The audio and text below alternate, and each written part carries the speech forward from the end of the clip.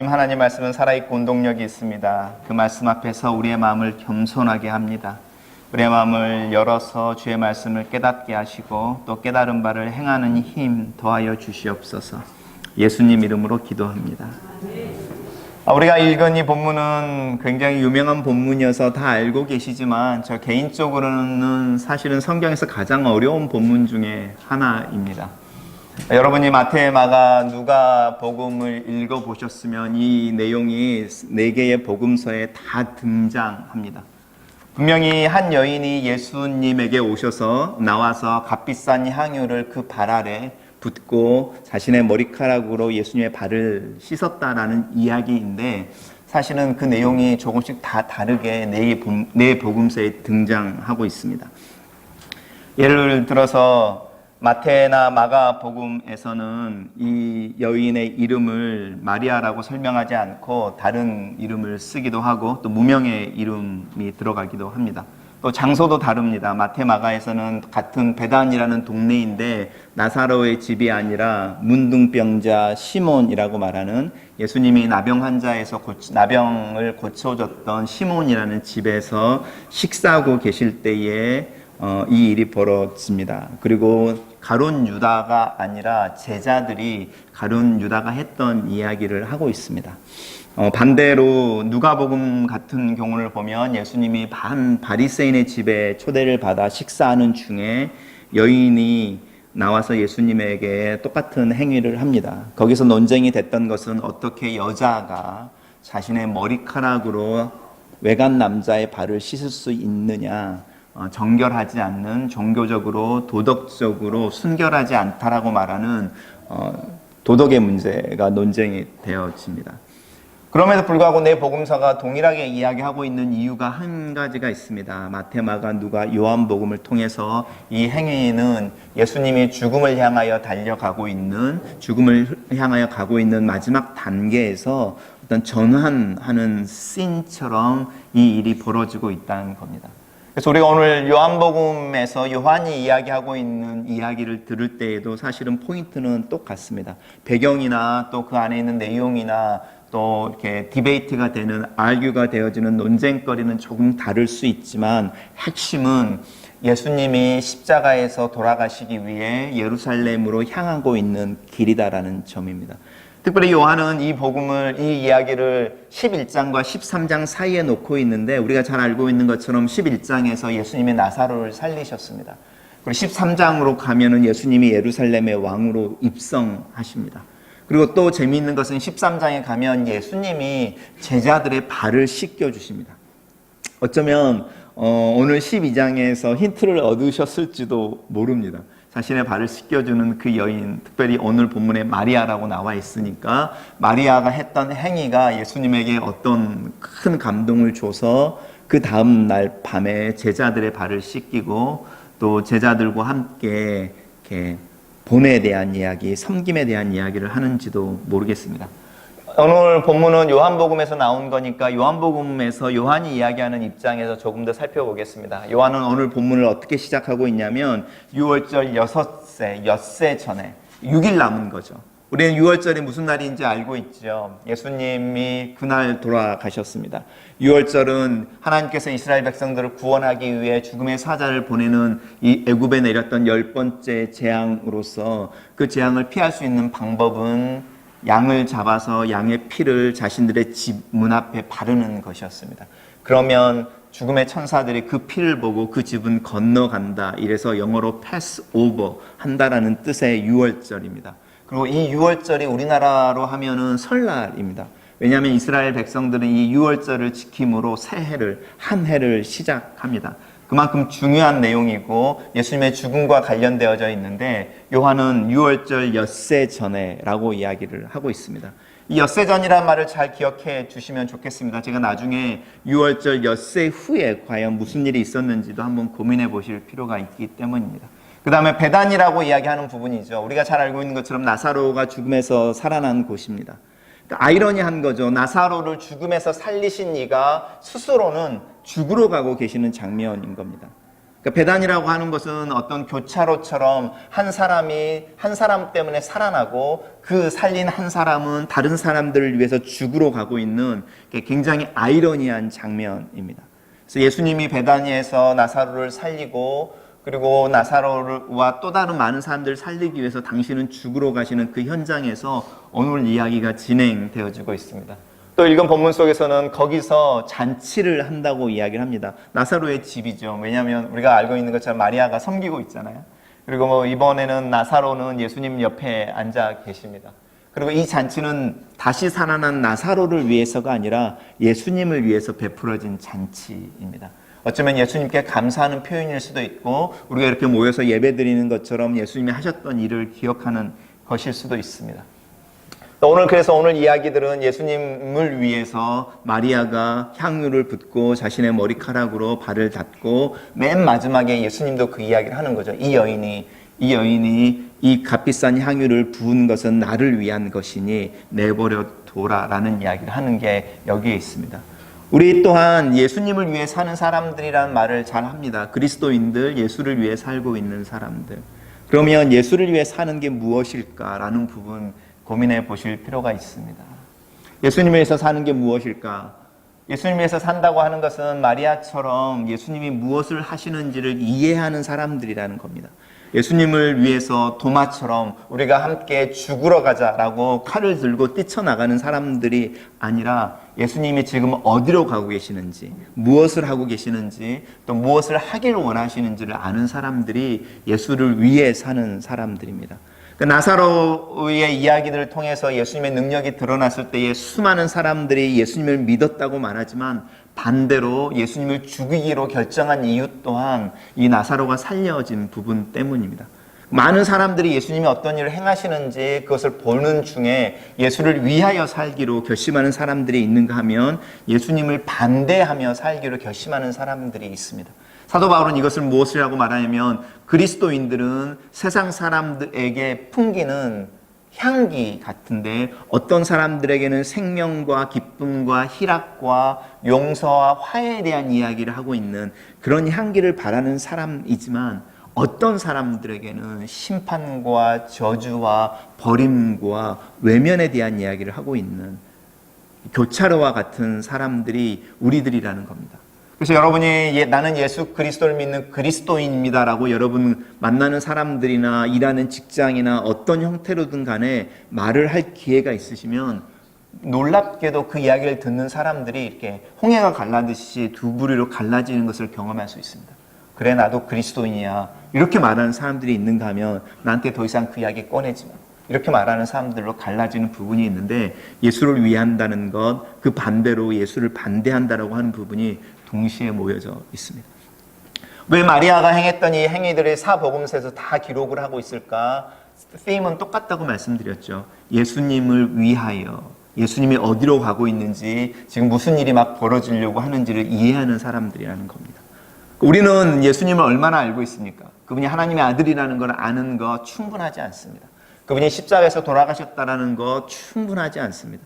예수님을 위하여 예수님을 안다라는 것은 그분이 어떤 분인지를 인포메이션으로 아는 게 아니라 관계를 통해서 아는데 관계를 통해서 예수 그리스도를 알게 되면 친구 따라 강남 가는 일이 벌어진다는 겁니다. 왜냐하면 그분이 그 길로 가고 있어서 내가 그분과 함께 있고 싶어서 그분이 가는 길 도상에 나도 서게 된다는 겁니다. 그게 바로 예수님을 위한다라는 겁니다. 그리고 그 예수님을 위한다라고 말을 했을 때 그것이 표현되어지는 방법은 여러 가지가 있습니다. 재미있게도 이 예수님의 발에 향유를 부은 여인의 이야기는 되풀이되지 않습니다. 마리아라는 여인이 아니면 막달라 마리아든 무명의 여인이든 간에 예수 그리스도 발 앞에 향유를 부었던 그 순간은 딱 한 번밖에 없는 겁니다.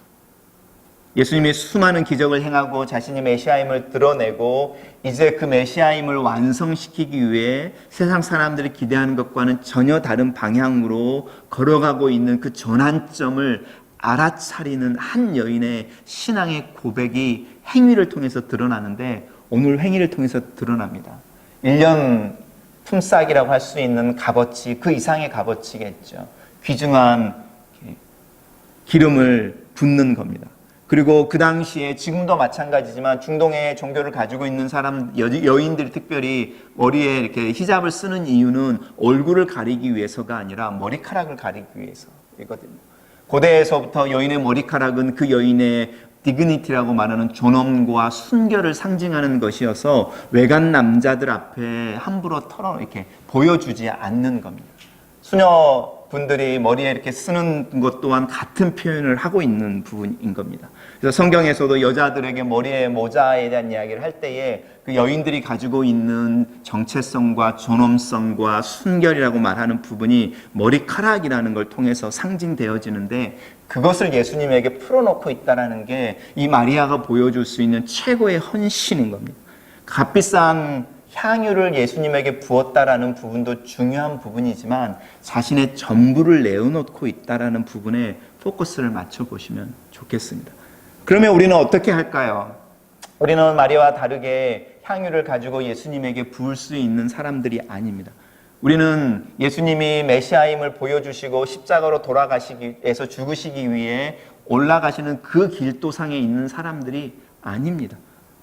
우리는 예수 그리스도께서 십자가에서 죽으시고 3일 만에 부활하시고 그 다음에 엿새 뒤를 사는 사람들입니다. 우리가 나중에 성경을 읽으면 이 본문을 가지고 말씀을 나눌 기회가 있지만 예수님이 죽으시고 부활하시고 그리고 나서 엿새가 되었을 때 제자들이 무슨 일이 있었는지 요한복음에서 부활하신 예수 그리스도를 만난 후에 엿새가 됐을 때에 이 제자들이 다 갈릴리로 돌아가 버립니다. 예수를 따르기 전에 자신들이 했던 일로 되돌아가 버리는 겁니다. 부활하신 예수 그리스도, 자신들이 메시아라고 고백하는 그 그리스도 앞에서 아무런 일들이 일어나지 않는 그 7일의 6일의 침묵 때문에 맨 처음으로 예수 그리스도를 따라 나서기 전으로 돌아가 버리는 것이 제자들입니다.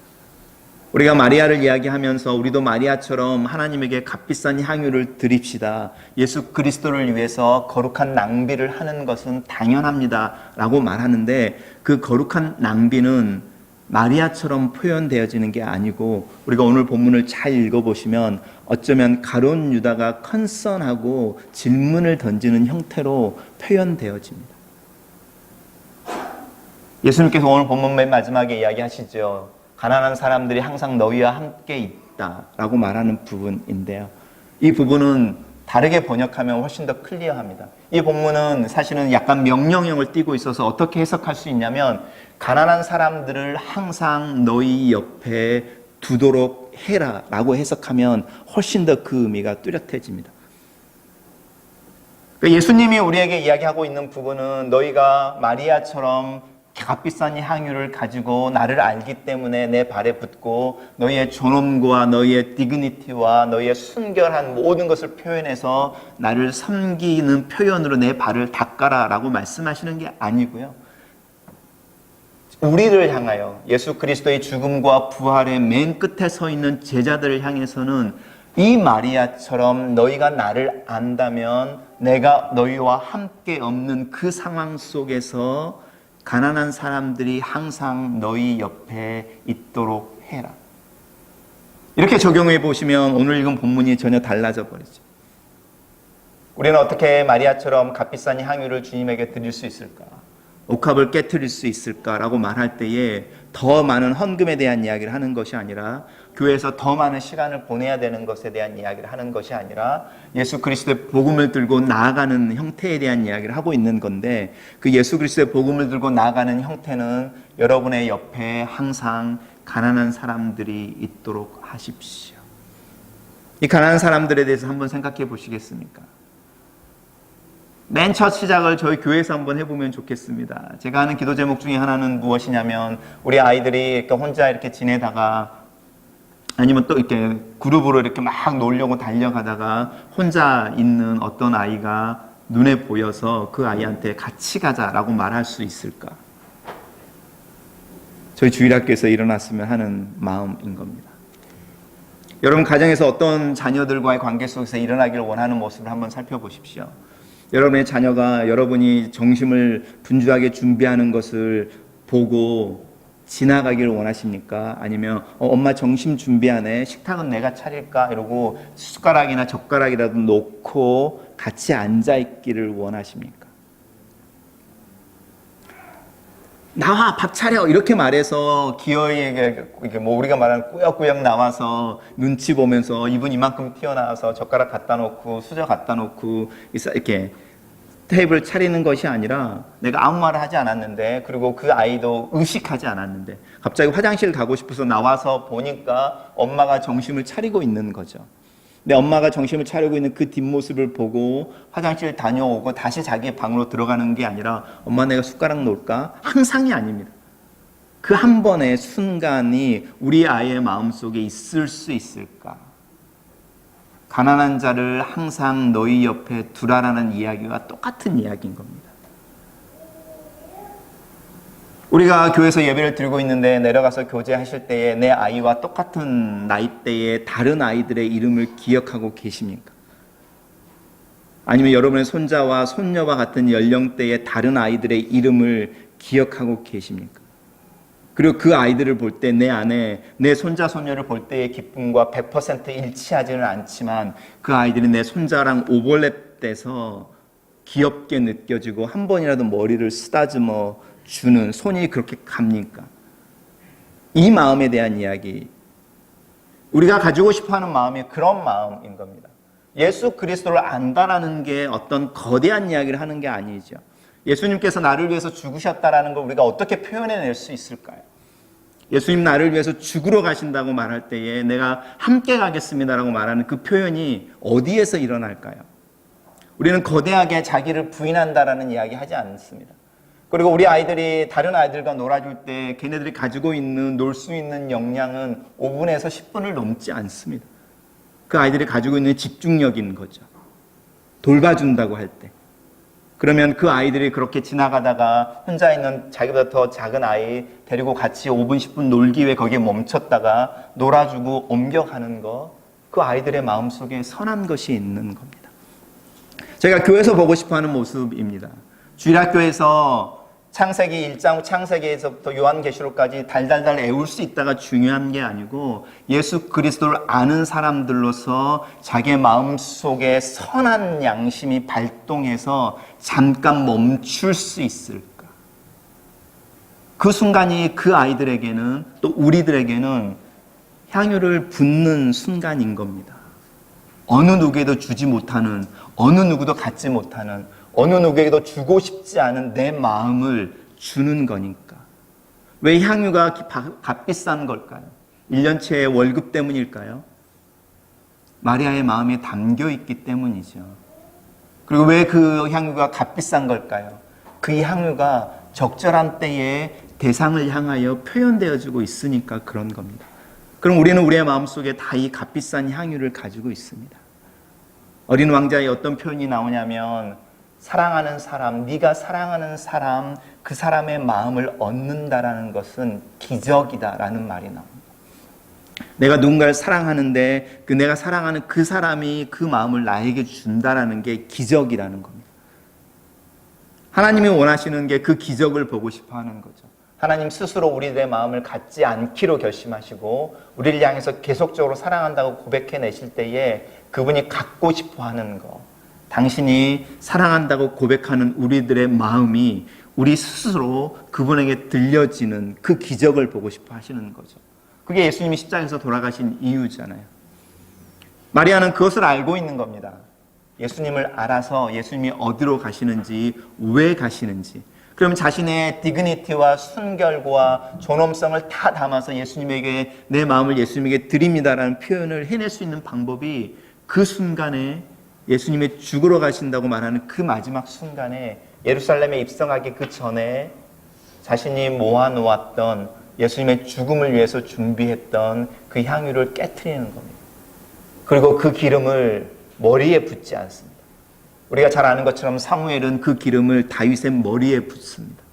제사장이나 또 예언자나 왕이 세워질 때에 하나님의 이름으로 권위를 가진 자가 나와서 그 상대방의 캔디데이트라고 하는 후보자의 머리에 기름을 붓습니다. 마리아는 예수님의 왕되심을 주장하거나 또 메시아 되심을 주장하기 위해 기름을 붓는데 머리에 붓는 게 아니라 발에 붓는 겁니다. 우리는 이 표현을 이미 보았습니다. 세례 요한이 예수님을 소개할 때에 나는 그분의 신발의 끈도 풀 수 없는 사람입니다.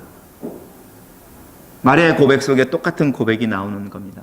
예수님이 누구이신지, 무엇을 하시는지, 어디로 가신지를 고백해낸 그 고백이 자신의 모든 걸 담아서 몸짓으로 표현해내는데 예수님의 발에 그 기름을 부을 수밖에 없는 자신의 존재의 연약함에 대한 이야기를 하는 겁니다. 왜 성경에는 작은 것에 충성된 이 말을 계속적으로 반복하고 있을까? 작은 것 하나인 겁니다. 작은 것 하나 우리의 마음속에서 흘러나올 수 있는 작은 기름 한 방울이라면 그 한 방울의 기름이 가지고 있는 향기가 내가 살고 있는, 내가 존재하는 그 공간을 채울 수 있을 거라는 겁니다. 저는 여러분들에게 도전하고 권면하는 것은 우리들 안에 이 작은 향유 한 방울이 있습니다. 그리고 우리의 마음에 그런 틈이 있어서 흘러나올 수 있습니다. 제가 고민하는 것 중에 하나가 티칭에 대한 이야기를 하고, 제가 주보에도 김 목사입니다라는 칼럼을 통해서 목사의 전문성은 가르침에 있습니다라는 이야기를 지난주와 이번 주에 썼는데, 가르침이라고 말하는 부분을 한번 생각해 보십시오. 가르침이라고 하는 것은 성경에서 어떻게 표현되어지고 있냐면, 제자들이 예수님이 갈릴리를 지나갔을 때에 밤새도록 고기를 잡았던 그 그물이 코가 찢어지고 다 이제 뜯어졌을 거 아닙니까? 그것을 고치고 있다라고 말하는, 그 고치고 있다가 가르침을 받는다는 뜻입니다. 우리가 밤새 고기를 잡느라고 이 세상에서 고기를 잡느라고 뜯어진 그물코들을 다시 엮고 연결해서 내일 다시 고기를 잡을 수 있도록 그물을 준비하는, 그 그물을 고치는 행위를 가르침을 받는다, 가르친다라고 말합니다. 또 갈라디아에서 보면은 어떤 사람이 너희 형제나 자매가 실족한 것이나 죄를 범하는 게 있으면 온유한 심령으로 그 사람을 바로 잡아줘야 돼라고 말할 때, 그 바로 잡아준다는 걸 영어로는 restore 한다는 거예요. 회복해줘야 돼, 이렇게 말하고, 그 단어가 가르친다라는 단어입니다.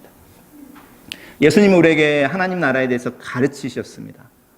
그분은 절대로 하나님 나라 1, 2, 3, 4, 하나님 나라는 4가지의 원리가 있는데 1, 2, 3, 4 이렇게 가르치지 않으셨습니다. 예수님의 당신의 경험을 통해서, 삶을 통해서 우리에게 보여주시는 어떤 모범이 있는데, 우리의 삶에 찢어진 그물코드를 엮어주시듯이, 회복시켜주시듯이, 아니면 우리의 연약한 부분이나 또 우리가 바로 잡아야 될 부분들을 경험하게 해주시듯이 보여주셨습니다. 모범이라는 겁니다. 본이라는 거죠. 그래서 우리가 읽어보면 오늘 본문 후에 예수님이 제자들의 발을 씻기시면서 그때 처음으로 이야기를 하십니다. 나를 따라서, 내 본을 따라서 너희들도 이렇게 해야 돼. 그거는 예수님의 능력에 대한 이야기를 하는 게 아닙니다. 예수님이 종의 모습으로 자신들의 제자들의 발을 씻는 그 섬김에 대한 이야기를 하고 있는 겁니다.